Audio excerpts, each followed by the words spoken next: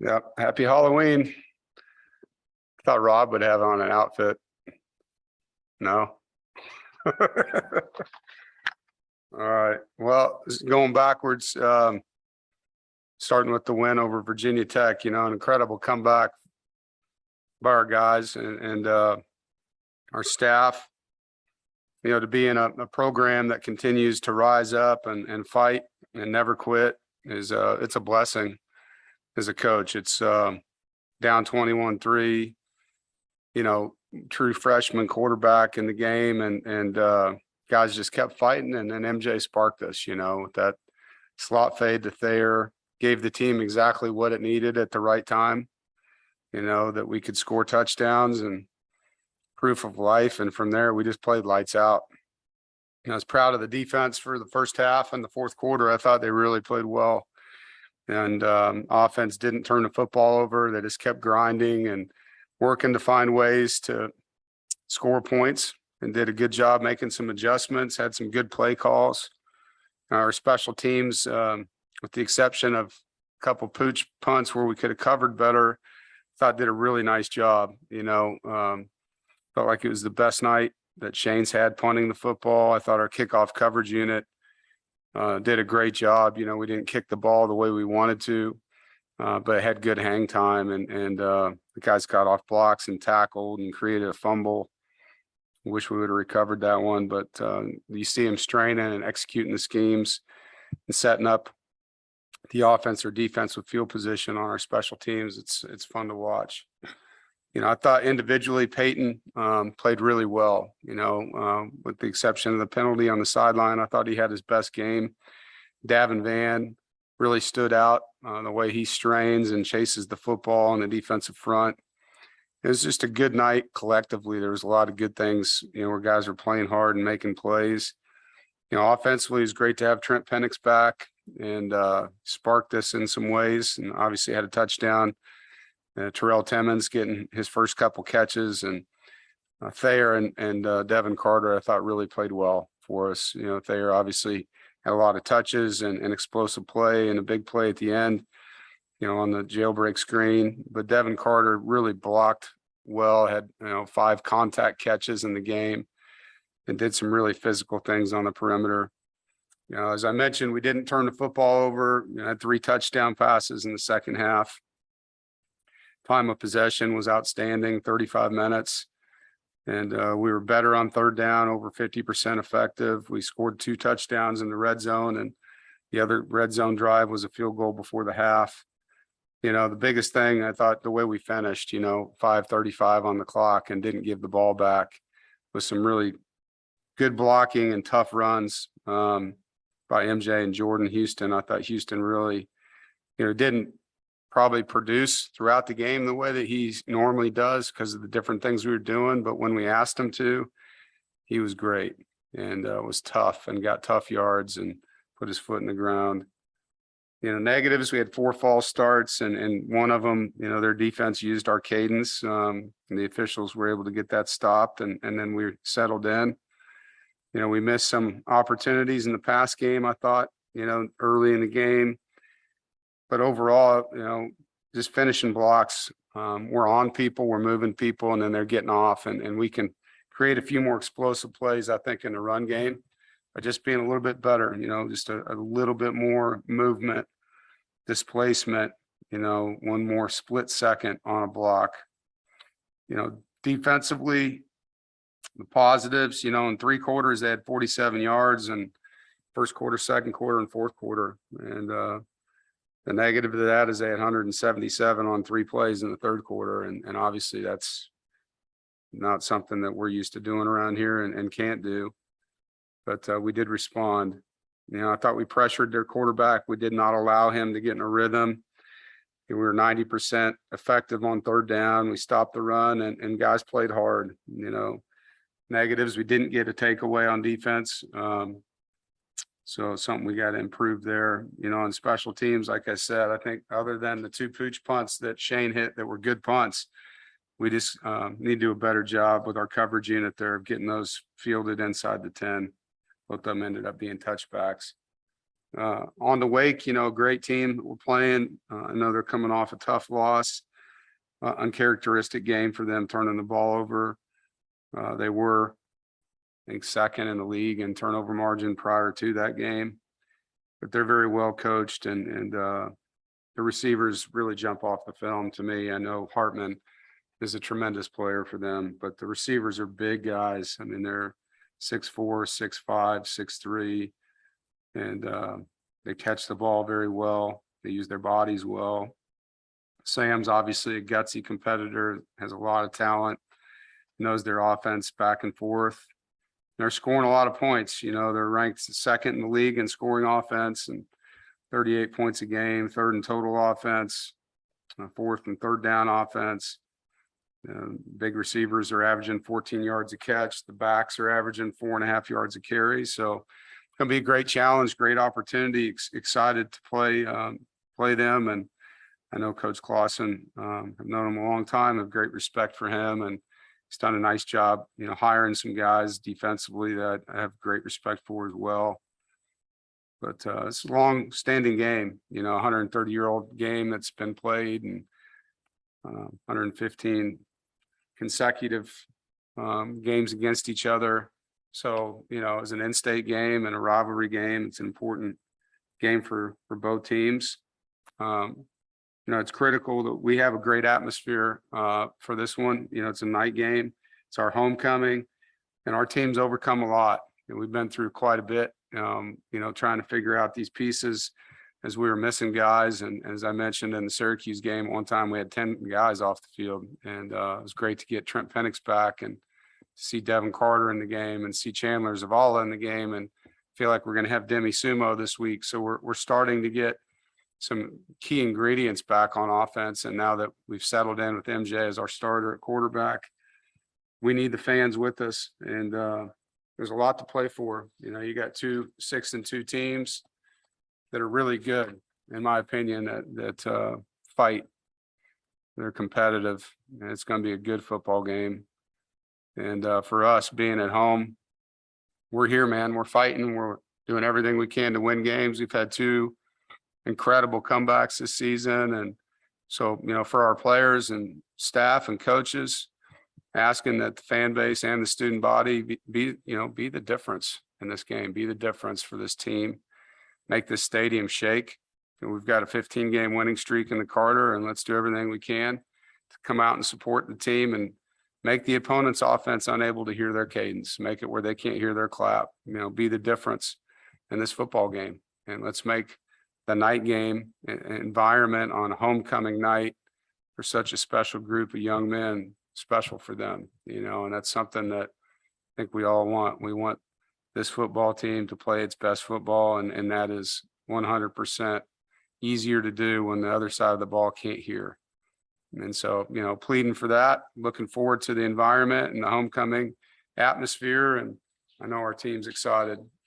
Probably our last home game. Sounds like it is our last night home game of the year. I saw our kick time got released for next week at 3:30. So let's make it the best one that we've had. With that, I'll open it up for any questions. Rob.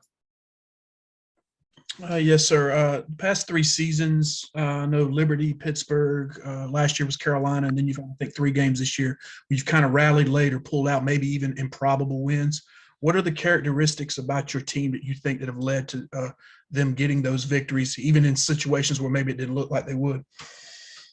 Well, I think it starts with just faith, in what we do. I think there's a love here between the players and coaches, and a grit, a resiliency, a belief system, a culture that quitting is not an option, period. And our guys know that. And no matter what, we're going to play till the last second on the clock expires.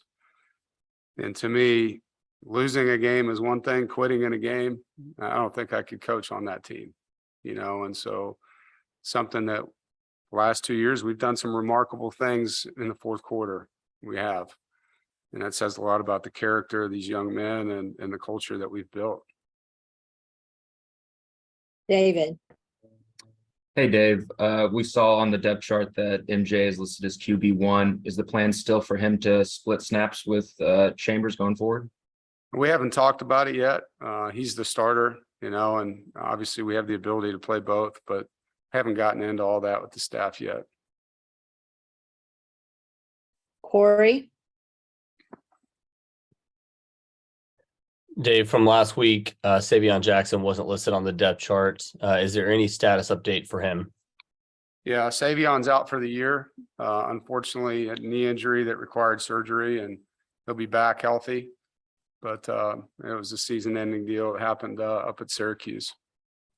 And follow up on that, how big of a deal is it to have a guy like CJ Clark back this season to be Yeah. able to fill that void along with, some younger players? Yeah, it's helpful. I mean, it's unfortunate for Savion, but to have someone like CJ that's been rotating and playing, and obviously Travali, takes on more now, and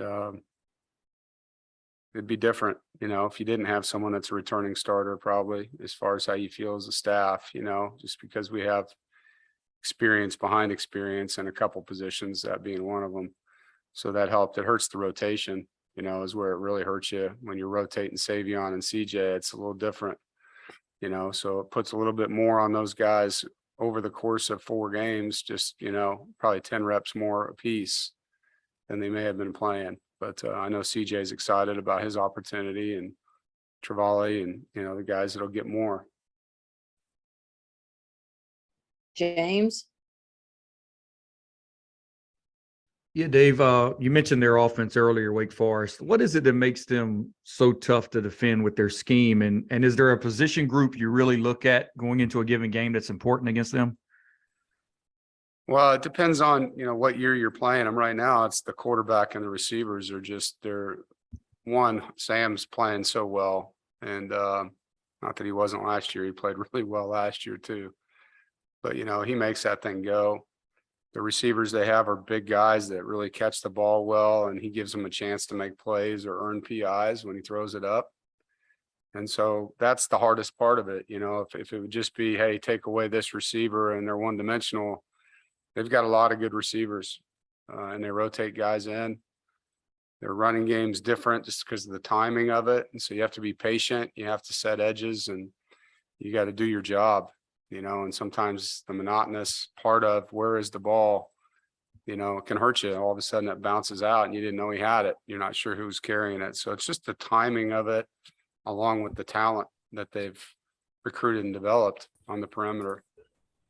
And I as wanted to position groups go, they're all important, man. I mean, coverage and pass rush are together, so they're all important. And I wanted to ask you about Aiden White. I know you guys recruited him out of high school as a defensive back, but he played a lot of receiver. Do you see those ball skills translate over for him at that position? Yeah, you do. He's got really good ball skills. I think, as a secondary as a whole, we've worked really hard in that area. And Aiden's a natural ball catcher. Cyrus is a natural ball catcher. And then you've seen some other guys improve their ability to catch and track the football. But it helps when the guys you recruit are natural at that, and you don't have to teach them. Some of them literally played one way their whole life, and didn't get that opportunity. Some of these schools now don't play guys both ways anymore, so kids don't get that same learning curve of being a two-way player in high school always that they used to. Thanks, Dave. Yep. Gibby, Yeah, Dave, I imagine when MJ was third string at quarterback in practice, he wasn't probably getting the reps he is now. Just how important is it that he's getting the reps, more reps right now? And do you think that kind of translated in his performance on Thursday? Absolutely. Yeah, it's hard to get 3 players ready, period. And talking about quarterbacks, it's an impossible thing to do. To MJ's credit, he would stand behind our offense, and he was very diligent about mental reps and going through the play on air behind Devin or behind Jack. And now he's getting the physical reps, as you mentioned. So that's only going to, accelerate his ability to function and do more within the system. David,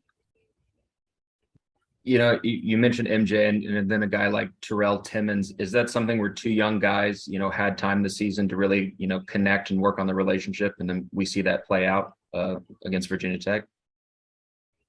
I'm not sure if I can answer that one accurately. I mean, Terrell's been on the scout team and MJ's been on the varsity field, and so they haven't been throwing the ball to each other every day. Now they hang out together, they're in the same recruiting class, and there's a friendship that may be part of that, David, but the rep part of it's not accurate. Now in one-on-ones, they're with each other every day, but that's a, 5 to 10 minute segment of practice. So yeah, I think Terrell is a really gifted ball catcher. I'm not sure if it mattered who's throwing it up there. He's going to go up and get it. He has that gift. And like I said last week, it's just trying to get him more and more reps so that, you can trust that he's going to do the right things all the time. And he's working really hard at that. He's spending a lot of time, on his own, just trying to pick up little nuances for a guy that wasn't here early, right? He didn't get here till summer too. So he's trying to play catch up still. Chip, Hey, Dave, you mentioned Peyton Wilson earlier in the game that he played the other night. For a guy with a lot of injuries and all the things he's gone through, how would you assess his season this year? And did he have to change anything in the way he played? I know he was always 100 miles per hour kind of guy. Yeah, he is. I'm happy for him. First of all, I think it's been a long journey for him. His injury problem started in high school and his final season, he didn't get to play at all. So to see him healthy and playing the way he is makes me feel good. I'm happy for him and his family. I think he's learned how to practice smarter, Chip. He still runs like he does during the game, but the contact piece he's learned, he doesn't have to run over somebody all the time. He can use his hands and be smarter in practice to avoid, putting himself at risk. I think he's learned how to do that, definitely has, so that he can be available and not just want to play, but be available to play and, using those contact reps when they're needed. Jason, Hey, Dave, you spent a few minutes there pleading for fan support Saturday. Your Twitter account retweeted a tweet that was critical of fans who left the Virginia Tech game early. After the game, you did thank the fans that stuck it out, but how much of a frustration was there with those who left early? And was that you that retweeted that? That's funny. It's funny. I was sitting there and I was like, I'm going to play an experiment here. If I hit, I like this, what's different than if I hit, I retweet this, what would happen? And so I just did it. And then this happened. So it's pretty comical to me. Going back 10 years, man, my first press conference after we beat Louisiana Tech, I thanked the fans for coming and then pleaded with the fans to stay. This isn't new that I want our stadium full until the end of the game. It's not. And so, I don't understand why that upset the Twitterverse. I'm sorry that I upset the Twitterverse, don't do that. But, yeah, I'm here to support our team. I'm here to make our program better. I know it doesn't always look that way when we're not scoring enough points and we're trying, but I was told we really want to win a championship at this school when I got here. And so I care deeply about this program. I care deeply about these players, and I'm going to fight for them, and I think having a stadium that's full for 4 quarters helps you win. I think it helps you recruit too. I do. I think when a recruit comes to your campus and he sees that you can sell out your games and they stay for 4 quarters, and it was the coolest thing he's ever seen, that helps you recruit. And if you recruit better, you play better. And if you play better, you win more. So yeah, I think that's an important thing for everybody to understand. And if they want to go home, they can, but I'm still going to continue to fight to make our program better. As far as the retweet thing, again, that was a fun experiment that was a success or a failure, I guess, however you look at it. But, I had a Saturday off. I was bored. I thought, let's try something new here. But all good, man. Excited to have, a crazy stadium on Saturday night at 8:00. Thanks for clearing that up. Rob, You mentioned how long State and Wake have played each other these many years. And your time at NC State, it's really become almost a must-see game. It's really exciting. The games have been close lately. Your thoughts on how this rivalry has grown in your time and how big of a college football game it is? Yeah, well, it's, the second longest standing consecutive rivalry in the country. And I think the Wisconsin, Minnesota is the other one that might be in front of us. So it's a historical event for one. And both of us, Coach Clausen and I, have built our programs really from the ground up through developmental processes that we both believe in, and have created, two longstanding programs with longstanding head coach, and both of us have done it the right way in recruiting and through development. I have a lot of respect for them.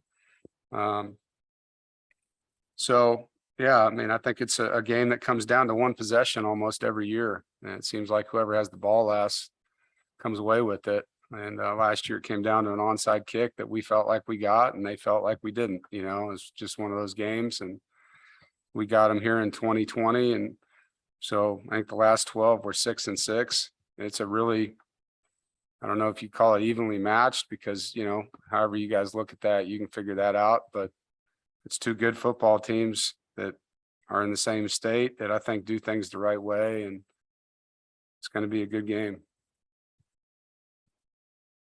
James, Dave, you got back Trent Penix this past week. Just watching the tape back, your thoughts first week with him back in the lineup for you? Yeah, it makes a difference. It's a position that has produced a lot for us over the years. And Trent, as you guys know, brings a different element to the tight end room. It's not just a guy that can catch, but he can run after the catch. He caught a little spacing route and turned it into a 10-yard gain after the catch, and instead of just getting caught catching a ball and being tackled, he's a run after the catch threat. And to me, that's huge to have. He's a guy that blocks hard, he plays hard, he can catch the football, he runs good routes, so it just adds another piece to the offense that allows certain things to, get explosive at times, and another position room. And kind of a similar question, you mentioned maybe getting Demi back this week. Is that some of the same stuff you're missing from having him? Like, are they kind of similar in what they can provide? Obviously different positions, but. Yeah, well, I think so. Demi's had a lot of explosive plays in his short number of reps. And so, the serving size isn't maybe big, but the production out of it's been good, really good. And so would like to have that back in the offense again. And he won't be able to play a whole game. We'd be rotating guys anyway, Jordan and he and whoever else we end up putting back there, whether it's DeMarcus or Delbert or Michael Allen. I just think adding another player to the mix that brings an explosive element to the game. He's hard to tackle one-on-one. He's physical. He's a really good blocker and pass protection too. So, Demi brings some things, and hopefully we'll have him. I mean, I can't guarantee it, but he is feeling better than he did the last couple of weeks. Matt,